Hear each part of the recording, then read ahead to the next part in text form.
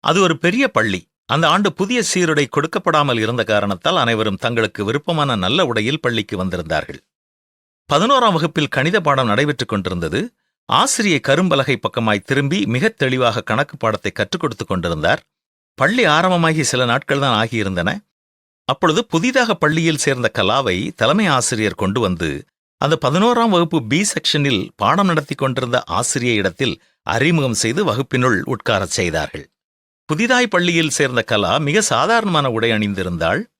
அவளுக்கு நீளமான முடி இருந்தது. அங்கு இருந்த பல பணக்கார பிள்ளைகளை விட மிக சாதாரணமான குடும்பத்தைச் சார்ந்த ஒரு பெண்ணாக பார்க்க அவள் தெரிந்தாள். சுகந்திக்கு அருகில் இருந்த பெண் ஒரு தாளை எடுத்து அதில் கலாவை குறித்து சற்று கேவலமான வர்ணனை செய்து அவளிடத்தில் கொடுக்கும்படியாக தன்னுடைய அருகில் இருந்த பிள்ளைகளிடத்தில் கொடுத்தாள். அவள் எழுதிய வார்த்தைகளை பார்த்த சுகந்திக்கு வேதனையாக இருந்தது. ஆனால் அதை தடுக்கவில்லை. அன்று காலையில்தான் யூதர்களுக்கு பகைவர்கள் போல இருந்த சமாரிய குடும்பத்தில் உள்ள ஒரு பெண்ணிடத்தில் இயேசு எவ்வளவு அன்பாய் பேசினார் என்பதை வேதத்தில் வாசித்திருந்தாள்.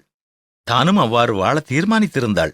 வகுப்பு முடிந்தவுடன் அந்த புதிய பெண்ணான கலாவிடத்தில் போய் தன்னை அறிமுகம் செய்து கொண்டு தன்னோடு மதிய உணவு சாப்பிட அழைத்துச் சென்றாள். உள்ளத்திலே ஒரு தாழ்வு மனப்பான்மையோடு இருந்த கலா இப்பொழுது தெளிவு பெற்றாள். நாம் படிக்கும் இடத்திலோ வேலை செய்யும் இடத்திலோ புதிதாய் வருபவர்களை நாம் எப்படி வரவேற்கிறோம்? அவர்களின் தோற்றத்தைக் கண்டு குறைவாக எடை போட்டு அவர்களை குற்ற உணர்வு உள்ளவர்களாக ஆக்குகிறோமா?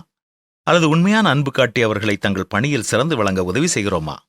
அன்பில்லாதவன் தேவனை அறியான். தேவன் அன்பாகவே இருக்கிறார்.